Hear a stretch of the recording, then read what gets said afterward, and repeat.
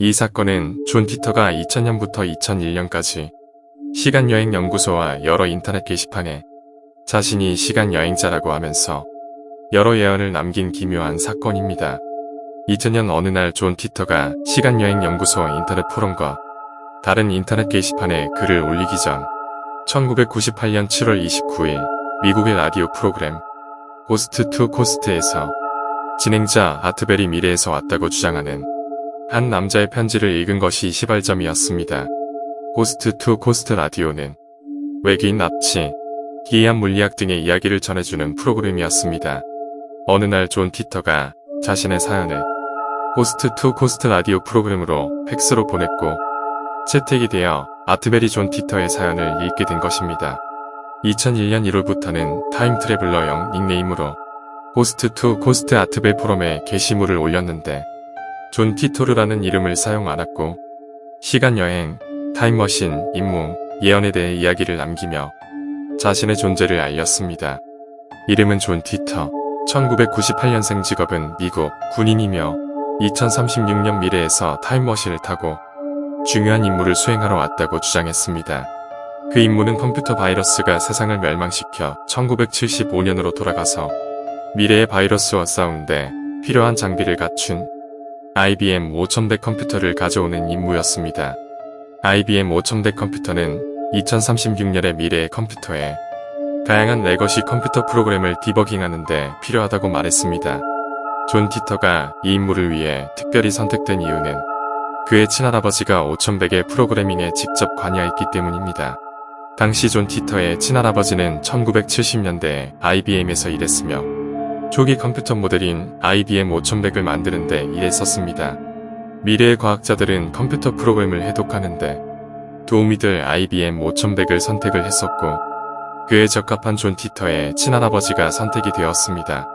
그리고 친할아버지를 설득할 수 있는 사람은 손자인 존 티터밖에 없었습니다. IBM 5100 컴퓨터는 당시의 다른 컴퓨터와 차별화되는 한 가지 기능을 제공했습니다. 베이직 및 APL과 같은 다른 프로그래밍 언어로 작성된 코드를 디버그 및 에뮬레이트를 할 수 있었습니다. 존 티터는 1975년도로 가서 IBM 5100 컴퓨터를 입수를 했습니다. 하지만 시간 구조의 역설 규칙 때문에 2036년으로 돌아가지 않고 자신이 3살이었던 2000년으로 돌아가서 가족과 지내면서 밀레니엄 버그의 영향을 지켜보았습니다. 밀레니엄 버그는 1999년 12월 31일에서 2000년 1월 1일로 넘어갈 때 날짜나 시각을 다루는 과정에서 오류가 일어난 문제로 대표적으로 컴퓨터 설계의 오류로 보고 있습니다. 실제로 산업이나 경제, 전기 등의 중단이라는 치명적인 곳에 문제를 일으키기도 했습니다. 모든 일상 업무에 일대 혼란을 일으킨 존 티터가 미래에서 온 이유가 바로 이 때문이었습니다. 그리고 그는 컴퓨터는 세상의 종말의 원인이 될 것이라고 말했습니다. 마침 이 내용은 영화 터미네이터를 연상케 했습니다. 인간이 만든 인공지능 컴퓨터 전략다모 네트워크가 스스로의 지능을 갖추고는 인류를 핵전쟁의 참화를 일으켜 30억이라는 인류를 잿더미 속에 묻어버리고 남은 인간들은 기계의 지배를 받으면서 인공지능 컴퓨터가 만든 기계와 싸운다는 이야기가 매우 흡사했습니다. 이후 존 티터는 4개월 동안 타임머신, 시간여행, 예언 등 여러가지 자료를 인터넷에 올리면서 시간여행자임을 증명했습니다. 존 티터는 타임머신의 매뉴얼, 사진 등을 올리며 상세히 설명을 했습니다. 두 개의 이중 양성 특이점을 사용하는 제너럴 일렉트릭이 제조한 고정 질량, 두 개의 탑스핀, 이중 양의 특이점으로 구동되는 시간변이 단위라고 설명했습니다. 최초의 타임머신은 2년 전인 유럽 원자핵 연구소 세렌이 2034년 타임머신의 실용화에 성공했고 두 개의 마이크로 블랙홀을 이용하는 방식을 사용한다고 합니다. 2년 후인 2034년에 제너럴 일렉트릭에 의해 보편화되었고 타임머신은 자동차에 장착하여 사용할 수 있다고 밝혔습니다. 마치 영화 백투더 퓨처의 타임머신 자동차를 말하는 것 같았습니다. 존 티터는 영화 백투더 퓨처처럼 시간여행으로 인한 타임 패러독스는 발생하지 않는다고 했습니다. 패럴렐 월드는 가상의 개념이 아닌 실존하는 것이며 지금 인터넷에서 글을 쓴 이 세계는 자신이 온 세계와는 전혀 다른 평행 우주 세계라는 것이었습니다. 그 말은 자신이 무슨 예언을 하더라도 자신이 왔던 세계의 미래가 바뀌는 등의 문제는 일도 발생하지 않는다는 것입니다. 다만 자신이 원래의 세계로 복귀하려면 자신이 거쳐왔던 시간대와 장소를 하나씩 찾아가서 조금씩 거슬러서 올라가야 하는 불편함이 있다고 합니다. 이후 존 티터는 앞으로 일어날 일들에 대해서 여러 가지 예언을 남겼습니다. 하지만 지금 이 지구는 여러 지구 가운데 한 곳이기 때문에 자신이 온 지구와 역사가 다를 수도 있다는 점을 강조했습니다. 적중한 예언대 이라크가 대량 살상 무기를 숨기고 있다는 이유로 제2차 걸프전이 발발한다. 중국인이 우주에 진출한다. 새로운 교황이 즉위한다. 존 티터의 수많은 예언 중 일부는 적중했지만 적중하지 못한 예언도 많았습니다. 그리고 앞으로 실현될 예언들이 있었습니다.